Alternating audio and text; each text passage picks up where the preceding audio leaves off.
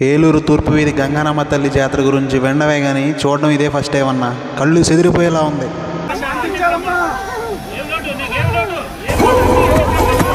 ఏలూరు తూర్పు వీధి గంగానమ్మ జాతర అంటే మా పూర్వీకులు కానీ మా పెద్దలు కానీ తెలియజేసిన విషయం ఏంటంటే, ఎక్కడెక్కడో నుండో రైలు మీద నుండి వచ్చి రైలు లోపల సరిపోకపోతే రైలు మీద నుండి కూడా వచ్చి చూసేవాళ్ళని చెప్పారు.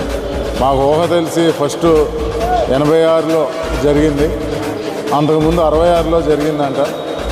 86, 96, 98 తర్వాత 2018లోనే మేము జాతర చేయటం జరిగింది. ఈ తూర్పు వీధి జాతర అంటే 170 ఏళ్ళ నుండి అతి ప్రాచీనంగా తూర్పు వీధిలో భాగమైన వంకినేని వారి వీధిలో గుడి కట్టడం జరిగి, తర్వాత మా యొక్క రైతులు కానీ మా యొక్క కుటుంబ సభ్యులు కానీ అందరూ కూడా కలిసి ఈ గుడి కట్టడం జరిగింది.